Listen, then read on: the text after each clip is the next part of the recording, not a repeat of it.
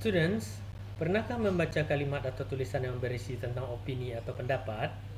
Misalnya seperti kalimat berikut ini. Do you agree that music is important in our life? Yes, I do. Music has certain role completing our day-to-day activities. Dalam bahasa Inggris, kalimat itu termasuk sebagai analytical exposition. Nah, untuk tahu pengertian dan structure tentang analytical exposition, mari kita ikuti video berikut ini. Welcome to my channel. Jangan lupa like and subscribe jika dirasa bermanfaat.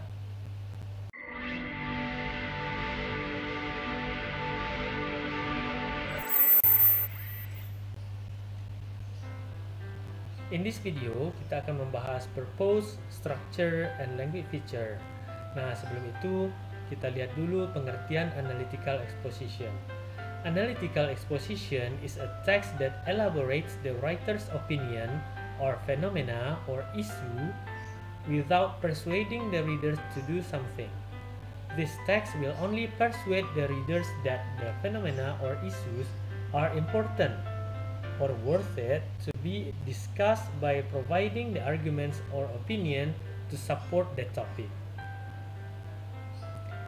Dari pengertian di atas, kita bisa tahu kalau analytical exposition text berisi pemikiran penulis tentang hal-hal yang terjadi di sekitarnya, baik benda, kejadian, ataupun tempat. Teks ini termasuk dalam argumentative text karena menunjukkan suatu pendapat atau argumen terhadap sesuatu. Fungsi sosialnya adalah untuk meyakinkan pembaca bahwa topik yang dihadirkan oleh penulis sangat penting untuk dibahas. Nah, tapi Ananda perlu ingat kalau analytical exposition tidak berusaha untuk mengubah sudut pandang pembacanya. Oke, students, teks ini murni hanya berisi pendapat penulis. Oke, kita masuk kepada generic structure of the text. Yang pertama ada thesis. Introduces the topic and shows the speaker or writer's position. Outlines of the arguments are presented atau memperkenalkan topik dan menunjukkan speaker atau posisi penulis, garis atau argumen yang disajikan. Pada bagian tesis ini, penulis harus memberitahu pembaca tentang topik utama yang akan ditulisnya.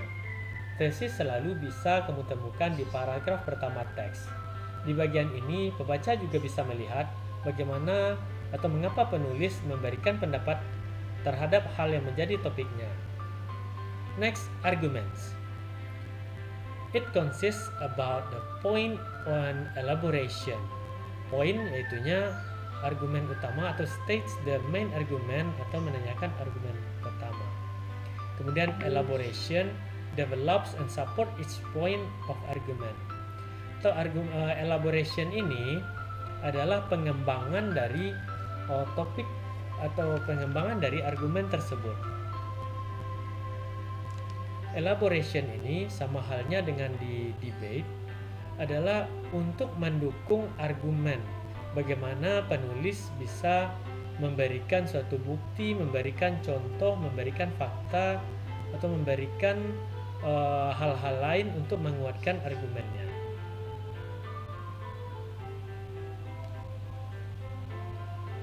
Biasanya dalam analytical exposition terhadap lebih dari 2 argumen.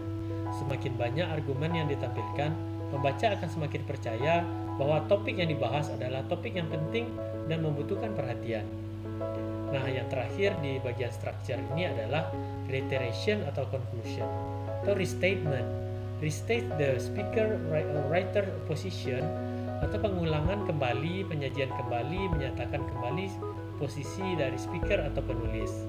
Nah, di bagian terakhir ini adalah penegasan kembali tentang tesis yang dibahas oleh penulis.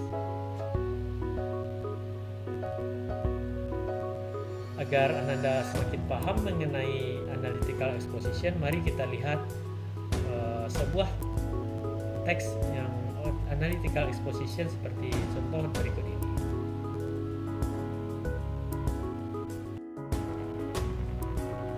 Anda semua, berikut ini adalah salah satu contoh dari analytical exposition text. Car should be banned in the city. cars should be banned in the city. As we all know, cars create pollution and cause a lot of road death and other accidents. Firstly, cars, as we all know, contribute the most of population in the world.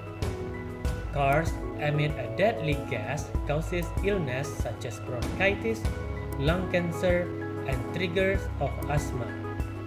Some of these illnesses are so bad that people can die from them. Secondly, the city is very busy. Pedestrians wander everywhere and cars commonly hit pedestrians in the city, which causes them to die. Cars today are our road's biggest killers. Thirdly, cars are very noisy. If you live in the city, you may find it hard to sleep at night or concentrate in your homework, and especially talk to someone. In conclusion, cars should be banned from the city for the reason listed. Oke, Ananda semua, mari kita lihat struktur dari teks tersebut. Yang pertama ada thesis, arguments, and reiteration. Nah, di sini yang disebut thesis adalah bagian pertama dari teks tersebut. Cars should be banned in the city. Nah, di sini penulis mengajak atau meyakinkan pembacanya bagaimana mobil harus dilarang beredar di perkotaan dengan memberikan berbagai argumen. Kita lihat argumen yang pertama. Firstly, cars as we all know contribute to the most pollution in the world. Artinya mobil memberikan kontribusi terbesar untuk polusi di dunia, dan juga sebagai elaborationnya diberikan contoh di sini.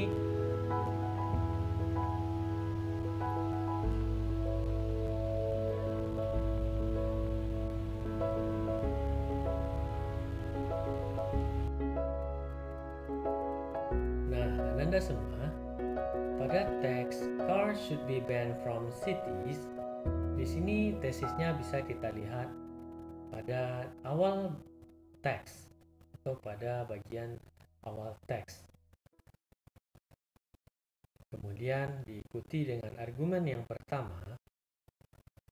Firstly, cars as we all know contribute to the most of the pollution in the world.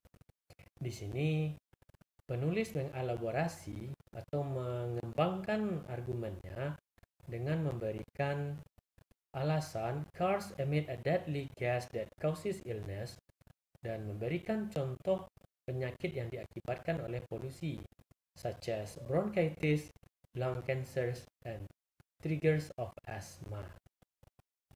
Kemudian di argumen kedua, penulis di sini menyatakan pedestrians wander everywhere and cars commonly hit the pedestrian in the city.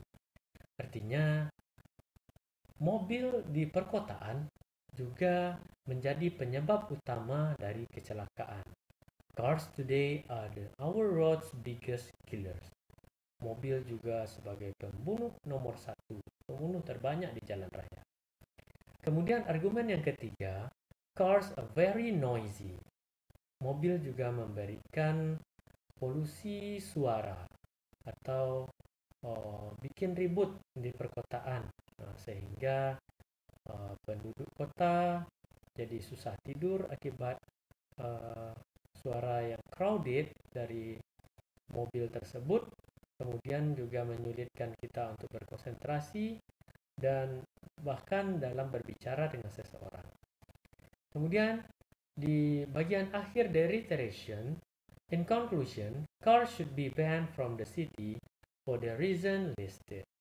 Artinya ini penegasan kembali dari tesis yang tadi, cars should be banned from the city for the reason listed above. Oke, Anda semua, kita masuk ke teks berikutnya. Di sini teks berikutnya tentang why books are very important for us. Di sini kita lihat ada thesis statement-nya, bisa Anda baca sendiri. Kemudian how many arguments are there? Nah, bisa Anda mencari waktu menganalisisnya berapa argumen yang diberikan oleh penulis. Dari sini bisa kita lihat ada firstly, secondly, and the last things. Nah, berarti ada 3 argumennya. Kemudian ada topic sentence atau argumennya itu sendiri, kemudian supporting sentence-nya sebagai elaboration, kalimat penjelas atau yang mendukung dari argumen dari penulis tersebut. Kemudian di akhir sama juga dengan seperti teks yang tadi, ada reiteration based on the reason listed above. It is obvious, jelas bahwa books have a great influence in our lives. Without book, we may learn nothing. Nah, yang terakhir kita bahas language feature atau unsur kebahasaan dari analytical exposition text, yang mana dalam teks ini fokus on generic human or non-human participant. Kemudian the use of simple present tense. Bisa kita lihat tadi bahwa kata kerja yang digunakan dalam teks ini adalah kata kerja bentuk pertama. Kemudian the use of relational processes atau linking verb, dan juga the use of connectives atau word that link arguments. Kemudian the use of internal conjunction. What you have to remember is internal conjunction ini ada 4. Yang pertama yaitu addition atau penambahan, contohnya beside, in addition, further. Kemudian juga ada comparison atau perbandingan seperti but, meanwhile, on the other hand. Kemudian ada time atau waktu, misalnya first, second, next, after that. Kemudian ada lagi cause and effect, contohnya consequence, as a result. Kemudian yang terakhir menggunakan causal conjunction atau reason why atau sebab akibat.